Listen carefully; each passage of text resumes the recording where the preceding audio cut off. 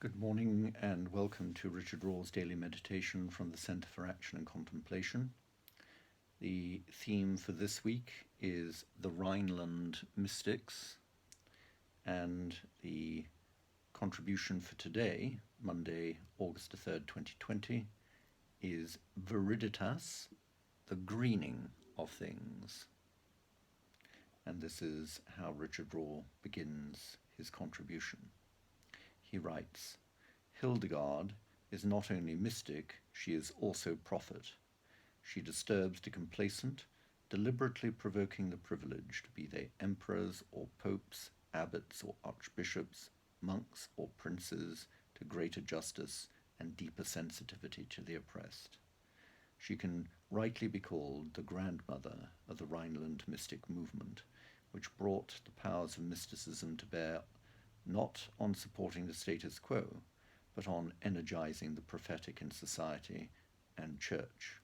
For Hildegard, justice plays a dominant role. What I've just said is in fact Richard Raw quoting Matthew Fox, an American theologian.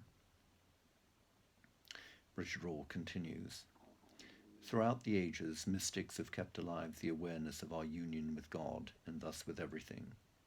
What some now call creation spirituality, or the holistic gospel, was voiced long ago by the desert mothers and fathers in Africa, some Eastern Orthodox fathers, ancient Celts, many of the Rhineland mystics, and of course Francis of Assisi. I'm sorry to say that many women mystics were not even noticed. Julian of Norwich, who lived between around 1343 to around 1416, and Hildegard of Bingen, who lived between 1098 and 1179. These two figures, Julian of Norwich and Hildegard of Bingen, would be two major exceptions, though even they have often been overlooked. Hildegard wrote in her famous book Scivias, quote, You understand so little of what is around you because you do not use what is within you, close quote. This is key to understanding Hildegard. Without using the word, Hildegard recognized that the human person is a microcosm with a natural affinity for or resonance with the macrocosm, which many of us would call God. We are each whole and yet part of a larger whole. Our little world reflects the big world. Resonance is the key word here, and contemplation is the key practice. Contemplation is the end of all loneliness because it erases the separateness between the observer and the observed, allowing us to resonate with what is right in front of us. Hildegard spoke often of viriditas, the greening of things from within, analogous to what we now call photosynthesis. She saw that there was a readiness in plants to receive the sun and to transform its light and warmth into energy and life. She recognized that there is an inherent connection between the divine presence and the physical world. This creator-to-created connection translates into inner energy that is in the soul, that is the soul and seed of everything, an inner voice calling us to become who you are, become all that you are. This is our life wish or whole-making instinct.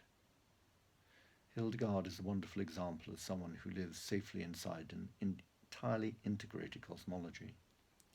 In her holistic understanding of the universe, the inner shows itself in the outer, and the outer reflects the inner.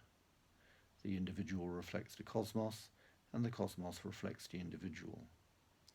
Hildegard sings, O Holy Spirit, you are the mighty way in which everything that is in the heavens, on the earth and under the earth, is penetrated with connectedness, is penetrated with relatedness. This is a true natural and integrated Trinitarian metaphysics, what is, and epistemology, how we know what is. It is these things both at the same time. Perhaps many Christians overlooked Hildegard's genius, because we ourselves have not been very Trinitarian. This is the end of the meditation for today.